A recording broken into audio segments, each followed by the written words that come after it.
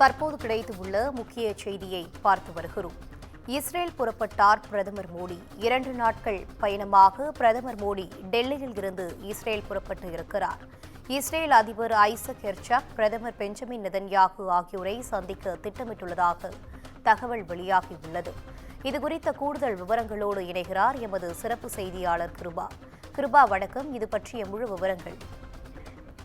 வணக்கம் வினிதா. 2 நாட்கள் அரசு முறை பயணமாக பிரதமர் மோடி இஸ்ரேலுக்கு புறப்பட்டு சென்றிருக்கிறார். முன்னதாக இஸ்ரேல் நாட்டு பிரதமரான பெஞ்சமின் நெதன்யாகு பிரதமர் மோடிக்கு அழைப்பு விடுத்திருந்தார். அதனைத் தொடர்ந்துதான் தற்போது 2 நாட்கள் அரசு முறை பயணமாக அவர் இஸ்ரேலுக்கு புறப்பட்டு சென்றுள்ளார். டெல்லியில் இருந்து தனி விமானம் மூலம் அவர் இஸ்ரேலுக்கு சென்றுள்ளார். அங்கு பாதுகாப்பு, அறிவியல் மற்றும் தொழில்நுட்பம் மற்றும் வர்த்தகம் உள்ளிட்ட துறைகளில் இரு நாடுகளுக்கிடையே உறவை வலுப்படுத்தும் நோக்கில் முக்கிய ஒப்பந்தங்கள் போடப்படும் என எதிர்பார்க்கப்படுகிறது. இந்தியா இஸ்ரேல் இடையே நீண்ட காலமாக நிலுவையில் உள்ள ஒப்பந்தத்தை இறுதி செய்வது இந்த பயணத்தின் முக்கிய இலக்கில் ஒன்றாக பார்க்கப்படுகிறது.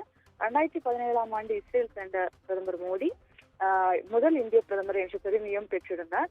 அதன் பின்னர் கிட்டத்தட்ட 9 ஆண்டுகள் கழித்து அவர் இஸ்ரேலுக்கு பயணிக்கிறார்.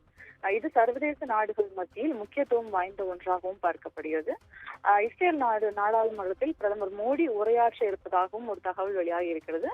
தொடர்ந்து இரு நாடுகளும் பல புரிந்துணர்வு ஒப்பந்தங்களில் கையெழுத்திடும் என்றும் எதிர்பார்க்கப்படுகிறது. வணக்கம். கூடுதல் விவரங்களை வழங்கியமைக்கு நன்றி கிருபா.